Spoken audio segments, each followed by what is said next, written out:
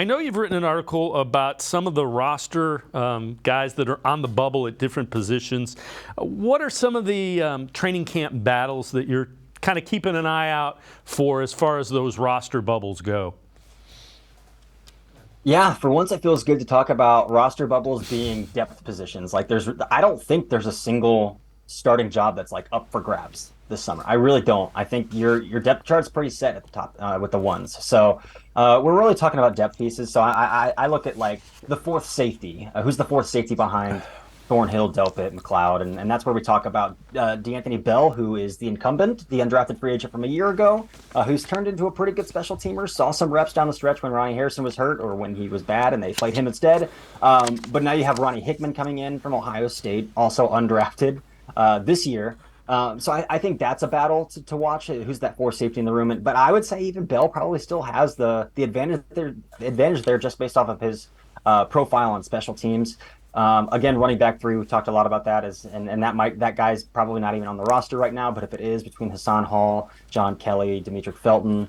And then I would say an interesting one outside of defensive tackle, that's another one too. Who's that last defensive tackle in the room? I think they roster five. And I think, they have Tomlinson, they have Ika, they have Jordan Elliott now that he restructured his deal and pretty much guaranteed his deal this year. I think he's pretty safe, but I think you have three guys battling for two spots in that defensive tackle rotation with Perrion Winfrey, Tristan Hill, Maurice Hurst.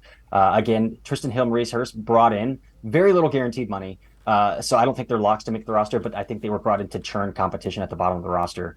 So two of the three of those guys, I think, are fighting out for two defensive tackle rooms. And then I think I'm really interested to see who will be that Sam linebacker while Sione Takitaki is still probably starting the year on the physically unable to perform list. So while he's on the PUP list, who's starting at Sam linebacker, I think is a really that could be your starting battle that you're watching. Right now, I think it's probably Tony Fields. Tony Fields played it last year when Takitaki kicked inside and they were really dealing with some injuries. And I thought Tony Fields looked playable. Like, he looked good. He had that breakout game against the Texans, but otherwise I never saw like, oh, that's a significant lapse by Tony Fields. Again, he's not super traitsy. He's not super explosive. He's not a guy that's going to wow you with athleticism, but I think he does his job, and I think he did his job last year when he was asked to. So I think he probably has the advantage, but that's something I'll be watching. I know Jordan Kunasik has some fans with Jim Schwartz has already praised Jordan Kunasik. So who will be that Sam linebacker while Sione Takitaki continues to recover?